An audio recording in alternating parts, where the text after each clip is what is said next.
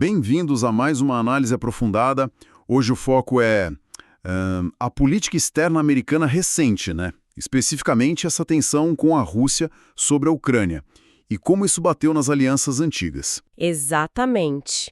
A gente tem aqui um material que detalha, assim, uma cúpula que foi para o espaço, uma preocupação crescente dos aliados sobre compartilhar inteligência. E as estratégias diplomáticas que estão rolando por baixo dos panos, né? Isso. Tem essa tentativa de cúpula Trump e Putin que não rolou, aí declarações bem fortes de aliados europeus sobre confiança e, claro, os esforços para navegar essa situação toda da Ucrânia. O mais curioso é como uma coisa está amarrada na outra, sabe? Certo, vamos começar a puxar esses fios então. Começando por essa cúpula aí que foi anunciada e cancelada quase na mesma semana. Pois é, né?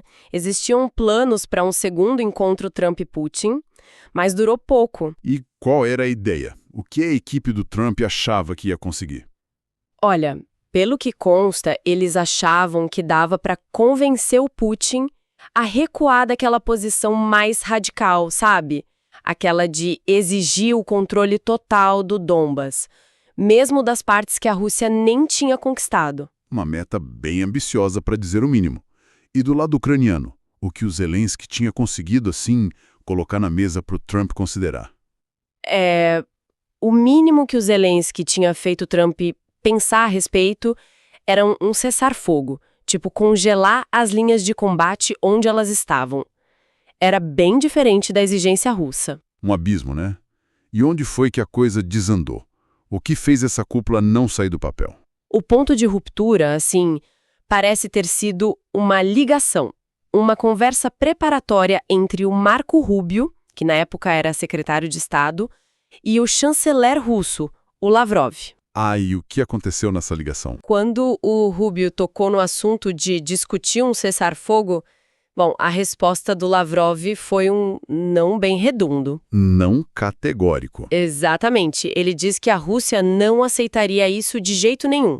Aí ficou claro, né? Para a Rússia, o único assunto possível para a cúpula seria discutir os termos da rendição da Ucrânia. O que, claro, era inviável para o outro lado. E o curioso é como a administração Trump comunicou isso, né?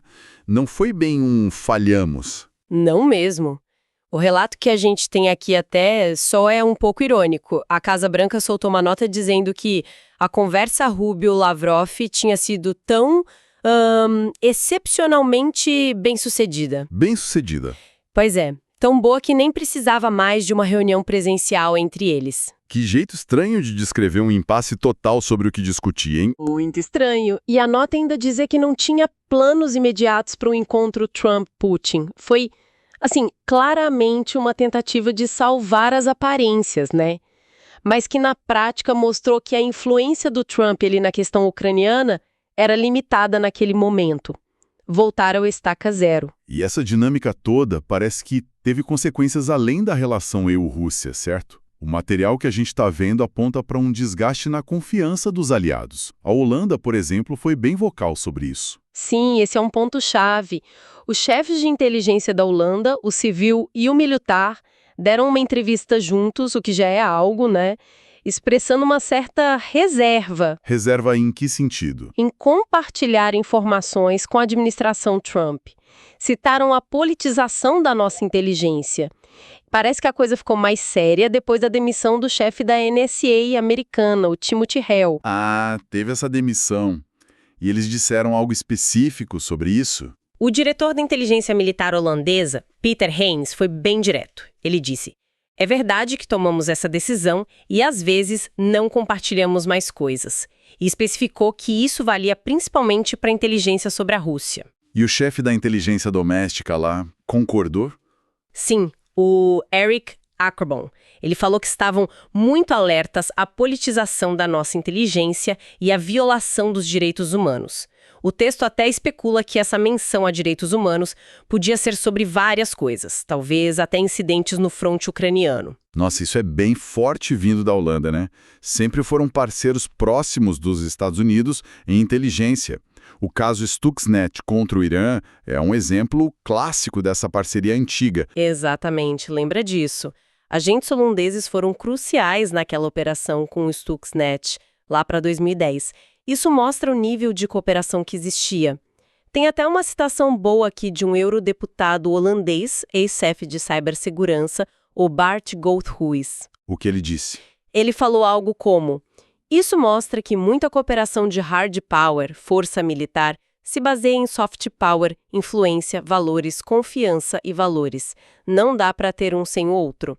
A leitura que se faz é que se os Estados Unidos agem de um jeito que parece mais com autocracias, eles arriscam minar essa confiança, sabe? E afastar aliados importantes. E essa desconfiança não ficou só na Holanda. Pelo visto, os próprios holandeses deram a entender que a dinâmica com outros países também estava mudando, né? Sim, na mesma entrevista, eles falaram que enquanto estavam mais cautelosos com os Estados Unidos, estavam, reforçando a cooperação e a troca de informações com parceiros europeus.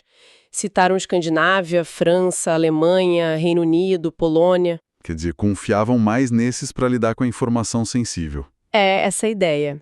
O medo não era só a informação chegar nos Estados Unidos, mas o risco dela ir parar na Rússia muito rápido, seja por gente pró-Putin lá dentro, como o texto sugere, ou por pura falha de segurança mesmo.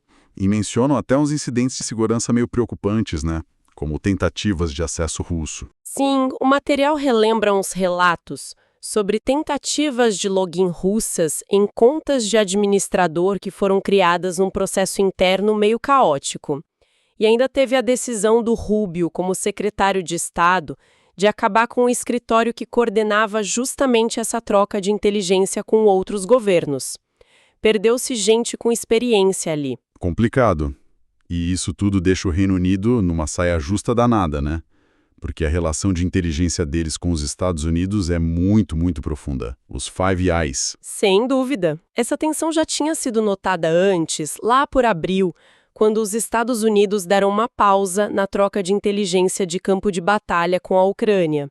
Naquela época já se falava como seria difícil separar as operações de inteligência do Reino Unido e dos Estados Unidos, mas que talvez fosse preciso começar a pensar nisso. Quer dizer, já se cogitava um plano B, uma separação eventual, mesmo sendo difícil? Exato. Só que publicamente a história era outra. O governo britânico, o texto menciona o Keir Starmer, talvez se referindo à liderança da época, mantinha o discurso de confiança total na parceria. Era visto como uma forma de tentar preservar a relação especial, apesar de tudo. Então, essa declaração dos holandeses meio que expôs essa diferença entre o discurso público e a realidade nos bastidores.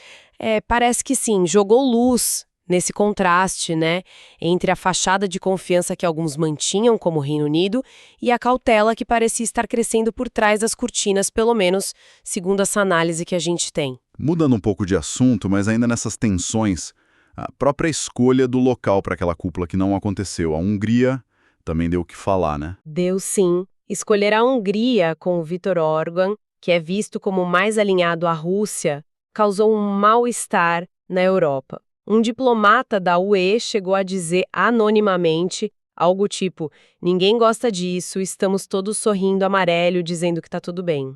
Diplomacia na marra, né? E a Ucrânia, como reagiu? Foi mais direta? Bem mais. O Zelensky criticou abertamente.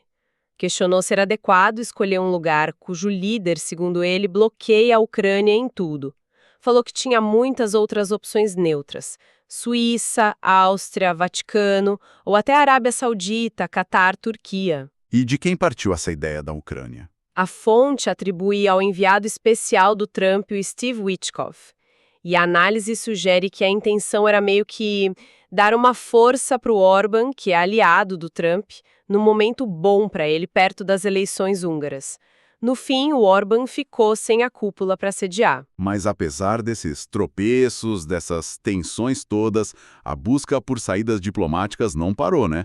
Europeus e ucranianos continuaram tentando achar um jeito, até com um novo plano de paz. Isso. Surgiram notícias de um plano de 12 pontos sendo preparado. E a estratégia por trás é interessante.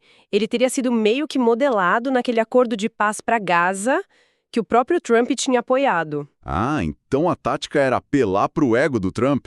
Tipo, olha, é baseado numa ideia sua. Tudo indica que sim. A ideia era apresentar o plano como algo derivado do sábio e maravilhoso acordo de Trump. E aí o cálculo era: Se algo parecido serviu para Israel e Hamas, se o acordo se mantivesse, claro, ficaria difícil para o Putin rejeitar de cara sem parecer o único que não queria a paz. E o objetivo final dessa jogada toda seria isolar o Putin aos olhos do Trump. O objetivo final, segundo a análise, continuava sendo convencer o Trump que o Putin era o verdadeiro problema ali, o obstáculo para a paz na Ucrânia.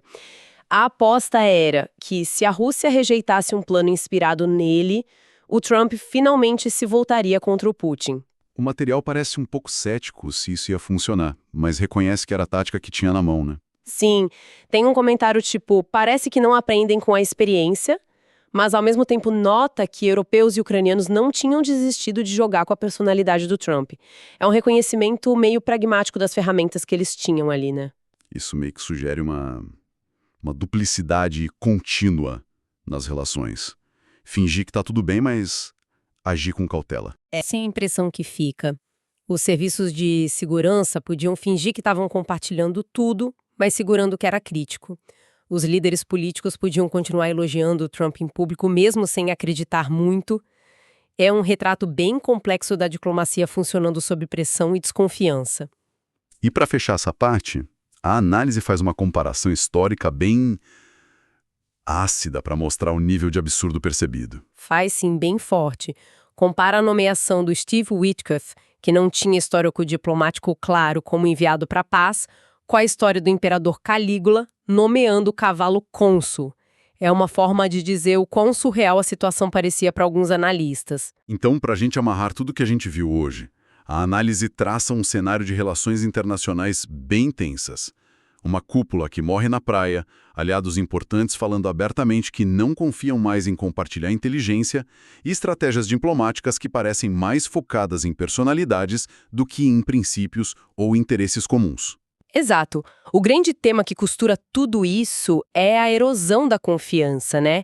Que é a base de qualquer aliança forte. Os eventos da cúpula que não houve, a questão da inteligência levantada pela Holanda, tudo isso levanta dúvidas sobre a força futura das alianças ocidentais e se elas conseguem agir juntas em desafios como a guerra na Ucrânia. Fica muito claro como a percepção sobre um país central, no caso os Estados Unidos, naquela administração, pode criar ondas que afetam todo mundo, mudando como a informação flui entre aliados de décadas. Sem dúvida. E isso deixa a gente com essa imagem de um tabuleiro geopolítico onde a confiança está meio desgastada, sabe? Forçando os países a usarem táticas de sobrevivência diplomática que, como a gente viu, às vezes parecem mais voltadas para gerenciar egos do que para construir soluções duradouras baseadas em valores compartilhados. E fica a reflexão para o pessoal que acompanha a gente.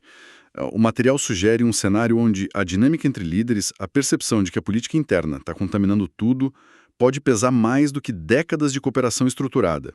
Será que esses fatores mais subjetivos, mais pessoais, podem mesmo redefinir as regras do jogo internacional? É algo para se pensar.